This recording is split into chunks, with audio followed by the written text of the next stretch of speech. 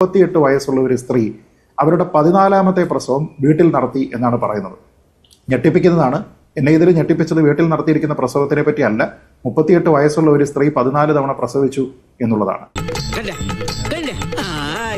ഗർഭിണിയാൽ ഓടി ഹോസ്പിറ്റലിലേക്ക് ഈ ആന പേര് എന്നിട്ട് വല്ല ഹോസ്പിറ്റലിലേക്ക് പോകണ്ട. ഏത് ഹോസ്പിറ്റലാ പറ്റത്? നായ മൂന്നാം മാസം പേരാണ് ഇന്ന് വരെ ഒരു ഹോസ്പിറ്റലിൽ വെച്ചിട്ടില്ല. ആയതിനാൽ ഇപ്പൊ നമ്മളിവിടെ ഈ പരിപാടി ഇവിടെ തുടങ്ങുന്നതിന് തൊട്ട് മുന്നേ കേൾപ്പിച്ച പ്രസംഗം, അത് പ്രസംഗിച്ച ഏതോ ഓട്ടോ തൊഴിലാളിയാണെന്നാണ് ഞാൻ ധരിച്ചത്. പിന്നെയാണ് മനസ്സിലായത് തലക്കെട്ടൊക്കെ കണ്ടപ്പോ അതൊരു മതപ്രഭാഷകനാണ് എന്നുള്ളത്.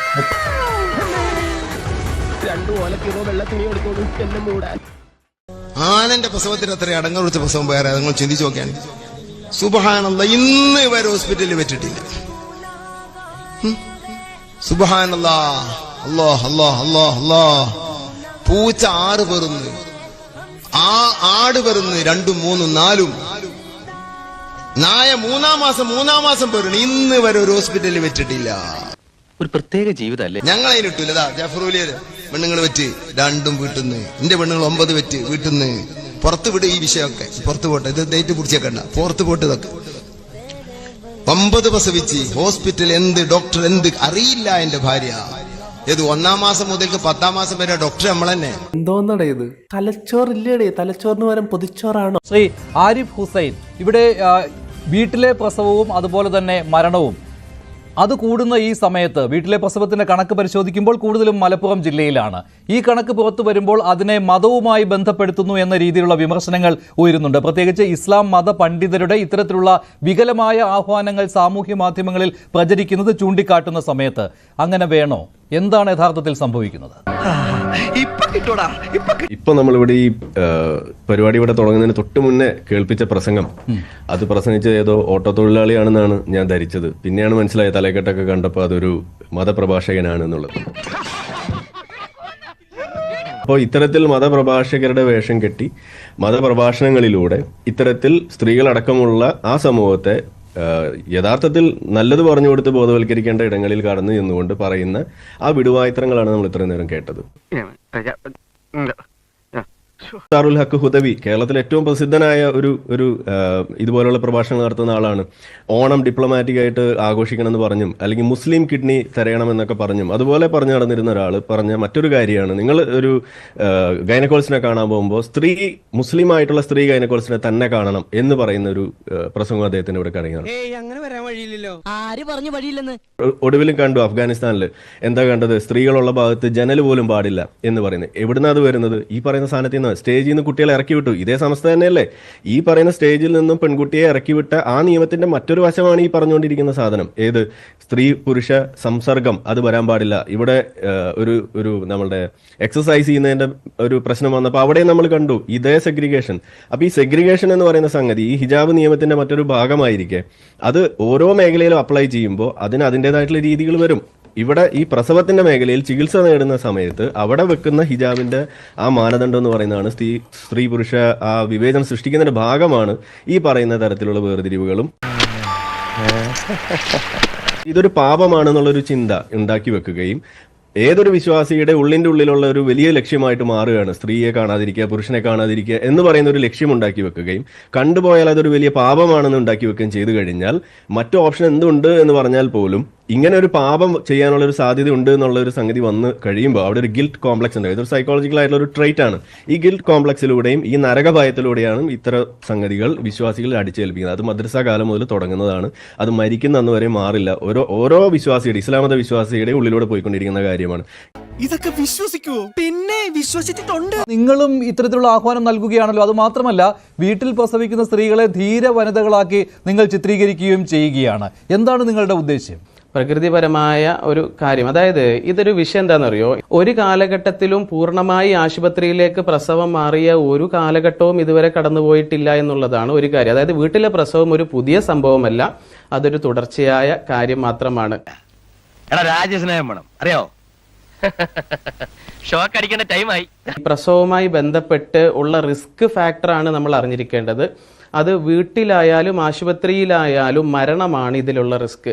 ഈ റിസ്ക് ഏറ്റെടുക്കാൻ ഒരു കൂട്ടരും തയ്യാറാവത്തില്ല. അതായത് ഒരു സ്ത്രീ അവരുടെ അവകാശ പ്രകാരം അവരുടെ ശരീരത്തിൻ്റെ അവരുടെ പ്രൈവസി പരിഗണിച്ച് ആശുപത്രിയിൽ പോയാലോ വീട്ടിൽ പോയാലോ അവിടെ രണ്ട് സ്ഥലത്ത് നടക്കുന്ന അപകടങ്ങൾ അവർ തന്നെയാണ് അത് സഹിക്കേണ്ടത്.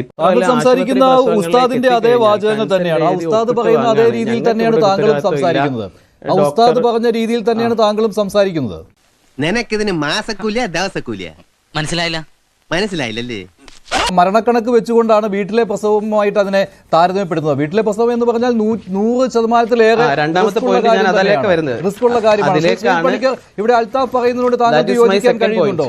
താങ്കൾക്ക് യോജിക്കാൻ കഴിയുന്നുണ്ടോ? റിസ്ക് നമ്മളൊക്കെ ഏറ്റെടുത്തു കഴിഞ്ഞാൽ ഈ സംഘടന ഇതുമായിട്ട് മുന്നോട്ട് പോവുകയില്ല എന്നാണ് അദ്ദേഹം പറയുന്നത്. മനുഷ്യസ്നേഹിയായിട്ടുള്ള അല്പമെങ്കിലും കോമൺ സെൻസ് ഉള്ള ഒരാളിനും ശ്രീ അൽത്താഫ് പറഞ്ഞിരിക്കുന്ന വാദങ്ങളോട് യോജിക്കാൻ കഴിയുമെന്ന് എനിക്ക് തോന്നുന്നില്ല. കാരണം അദ്ദേഹം പറയുന്നതും നേരത്തെ നമ്മളിവിടെ പ്ലേ ചെയ്തിരിക്കുന്ന ഉസ്താദിന്റെ വോയിസും തമ്മിൽ എന്താണ് വ്യത്യാസമെന്ന് എനിക്കറിയില്ല. രണ്ടാൾക്കാരെ നേരിട്ട് പരിചയമില്ലാത്തത് കൊണ്ട് അദ്ദേഹം അല്ല ഇദ്ദേഹം എന്ന് തിരിച്ചറിയുന്ന സമയം വരെയും ഞാൻ കരുതിയിരുന്നത് ആ പ്രഭാഷണം നടത്തിയിരുന്ന ആൾ തന്നെയാണ് നമ്മളോടൊപ്പം ചർച്ചയിൽ എന്നാണ്.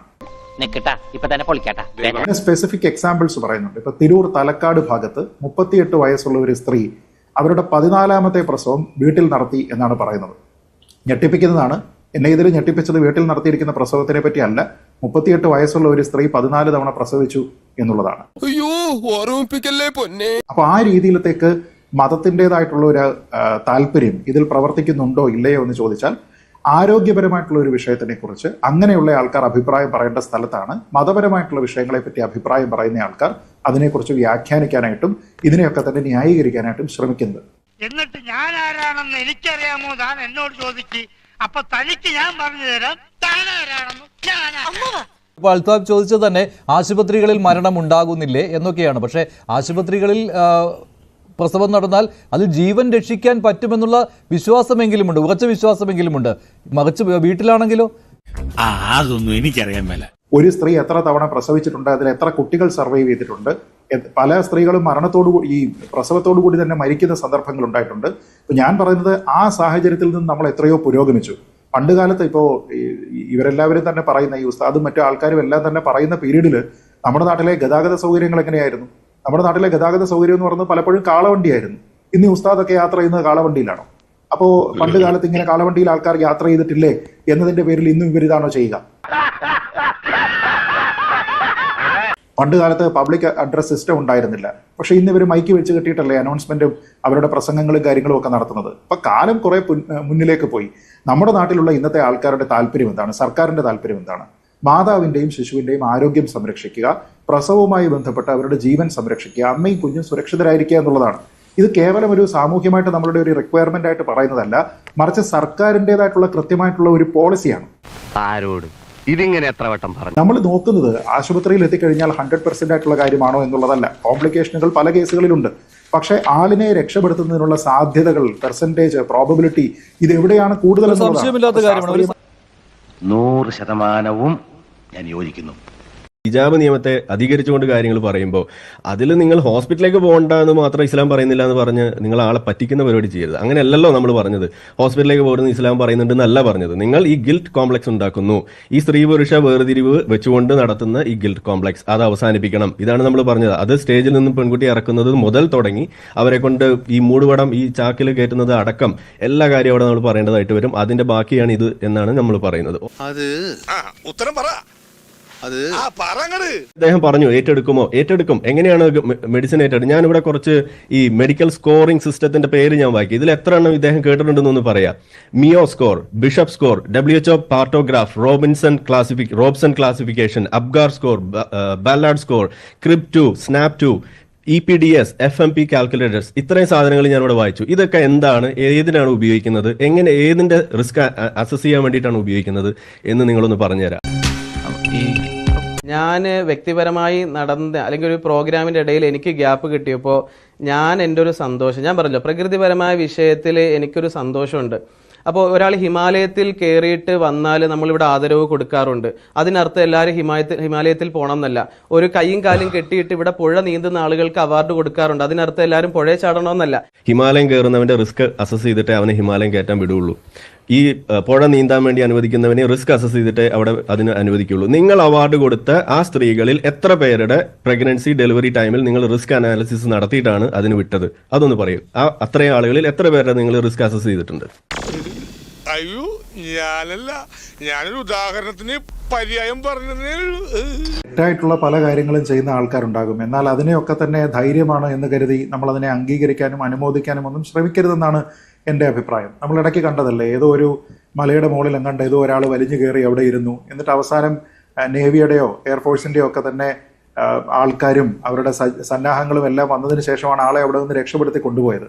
അപ്പോൾ അതിൻ്റെ പേരിൽ താഴെ ഇറങ്ങുന്ന സമയത്ത് അദ്ദേഹത്തിന് ഒരു അവാർഡ് കൊടുത്തു കഴിഞ്ഞാൽ അതേപോലെ തന്നെയുള്ള ഒരു അവാർഡാണിത്. കാരണം റിസ്ക് കൃത്യമായിട്ട് അസസ് ചെയ്തിട്ടില്ല. എന്താണ് ജീവനുള്ള റിസ്ക്, മറ്റുള്ള ആൾക്കാർക്കുള്ള റിസ്ക്, ഈ കാര്യങ്ങളെപ്പറ്റി സർക്കാരിന്റെ പോളിസിയെ തന്നെ എത്രത്തോളം പിന്നോട്ട് വലിക്കുന്നുണ്ട്, ഈ കാര്യങ്ങളെപ്പറ്റി ഒരു അസസ്മെന്റും ഇല്ലാതെ കുറേയധികം ആൾക്കാർ വീട്ടിൽ പ്രസവത്തിന് പോകുന്നു. യാതൊരു വിധത്തിലുള്ള, ഇപ്പോൾ ആരിഫ് തന്നെ ഇവിടെ കുറേയധികം സ്കോറുകളെ പറ്റി പറഞ്ഞു. ഞാൻ പറഞ്ഞത് ഏറ്റവും എലമെന്ററി ആയിട്ട് ആൾക്കാർക്ക് അറിയാവുന്ന ഒരു സ്കോർ ആയിരിക്കും ഒരു പ്രസവവുമായി ബന്ധപ്പെട്ട അബ്ഗാർ സ്കോർ ഒക്കെ എന്താണെന്ന്. അതുപോലും അസസ് ചെയ്യാനുള്ള ടെക്നിക്കൽ നോഹൗ ഇല്ലാത്ത ആൾക്കാർ, സാങ്കേതികമായിട്ടുള്ള ഒരു പരിജ്ഞാനവും ഇല്ലാത്ത ആൾക്കാരൊക്കെയാണ് ഈ പ്രസവം എടുക്കാനായിട്ട് പോകുന്നത്. അതുകൊണ്ടാണ് ആള് മുങ്ങി നടക്കുന്നത്, പിന്നെ കസ്റ്റഡിയിൽ എടുക്കേണ്ടി വരികയും ഒക്കെ ചെയ്യുന്നത്. ആശുപത്രിയിൽ സാധാരണ അങ്ങനെയല്ല എന്നുള്ളതാണ് അൽത്താഫിനോട് എനിക്ക് പറയാനുള്ള ഒരു കാര്യം. അവരോട് അഭിനന്ദനം അറിയിച്ചുകൊണ്ട് ബിൻസിറ മാഡം സംസാരിക്കുന്നതായിരിക്കും. എന്തിനാണ് അഭിനന്ദിക്കുന്നത്? അല്ല, വീട്ടിൽ പ്രസവിച്ചു, ഉമ്മയ്ക്കും കുട്ടിക്കും കുഴപ്പമില്ലാത്ത കണ്ടീഷനിൽ ഒരു അധികം കൂട്ടം ആളുകളെ കണ്ടപ്പോൾ എന്റെ സന്തോഷം ഞാൻ അവരോട് പ്രകടിപ്പിച്ചു. ഞാൻ അവരെ അഭിനന്ദിച്ചു. ഗണേഷ് കുമാർ KSRTCയിൽ പ്രസവിച്ച ആ ലേഡിയെ പ്രശംസിച്ചതുപോലെ അവർക്ക് ഗിഫ്റ്റുമായി വന്നത് നിങ്ങൾ മീഡിയ അടക്കം പ്രൊമോട്ട് ചെയ്തതുപോലെ. അപ്പൊ നിങ്ങൾ മീഡിയ അത് പ്രൊമോട്ട് ചെയ്തത് എല്ലാവർക്കും ഉള്ള മെസ്സേജ് ആയിരുന്നോ?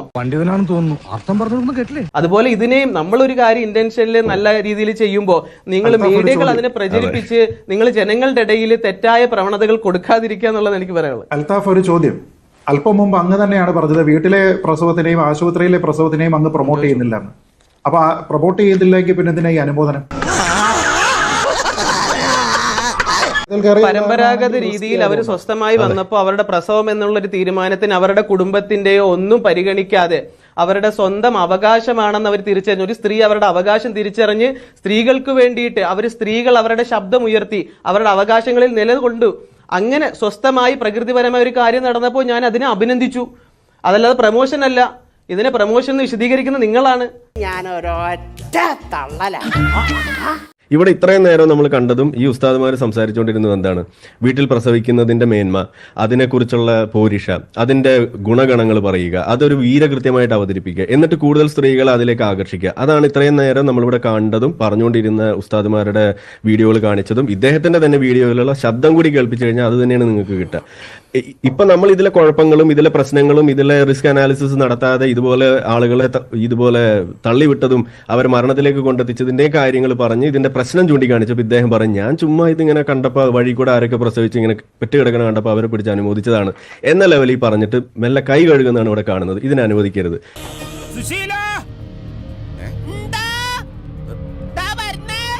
എല്ലാരും വിളിച്ചു. എന്റെ ഒരു സംശയം, AP ഉസ്താദ് ഈ അടുത്തൊരു സ്റ്റേറ്റ്മെന്റ് നടത്തി. അത് ഡയാലിസിസ് ചെയ്യുന്നത് സംബന്ധിച്ചിട്ടൊരു സംഭാഷണം നടക്കുമ്പോൾ ഓനോട് ഇനി ഡയാലിസിസ് ഒന്നും ചെയ്യേണ്ടെന്ന് പറഞ്ഞേക്ക്, അവിടെ മടവൂരിന്റെ എന്തോ ഒരു സാധനം ചെയ്താൽ മതി എന്ന് പറഞ്ഞിട്ട് ഉപദേശിക്കുന്ന AP ഉസ്താദിനെയാണ് നമ്മൾ ഇവിടെ കണ്ടത്. AP ഉസ്താദ് സമസ്തക്കാരനാണോ അതോ അദ്ദേഹത്തെയും തള്ളോ? എങ്ങനെയാണ്? അതും കൂടി ഒന്ന് പറഞ്ഞു തരുമോ?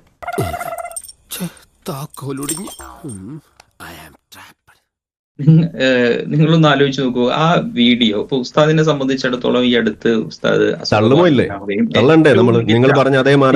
സ്വീകരിക്കുകയും ചെയ്ത വ്യക്തിയാണ്. അപ്പൊ അങ്ങനെ ഒരാൾ ഒരിക്കലും ഇങ്ങനെ ഒരു ചികിത്സാ സംവിധാനത്തെ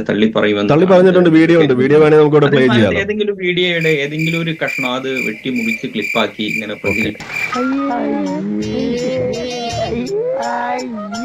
അപ്പോ ഒരു വീഡിയോ വന്നപ്പോ ഉസ്താദിനെ തള്ളി. AP ഉസ്താദ് AP എന്ന സംഘടനയുടെ തന്നെ മുതലാളി തന്നെ പറഞ്ഞു എന്ന് പറഞ്ഞപ്പോ ആ വീഡിയോയെ തള്ളി. ഇതാണ് നിങ്ങളുടെ കുഴപ്പം.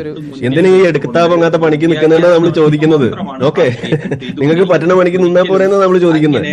നിങ്ങൾ വീഡിയോ തള്ളാണെങ്കിൽ രണ്ടിലും വീഡിയോ തള്ളാം, ഉസ്താദുമാരെ തള്ളാണെങ്കിൽ രണ്ടിലും ഉസ്താദിനെ തള്ളണം. അല്ലാതെ നിങ്ങൾക്ക് സൗകര്യമുള്ളത് തരാതരം പോലെ ഇവിടെ നമുക്ക് ഉസ്താദിനെ തള്ളാം, അവിടെ നമുക്ക് വീഡിയോ തള്ളാം. ആ പരിപാടി ഇവിടെ ചെലവാവില്ല പൊന്നുസ്താദ്. ഓക്കെ, ശരി, പോട്ടെ. കൂടുതൽ എന്നെ നാറ്റിക്കരുത്. പിന്നെ കാണാം.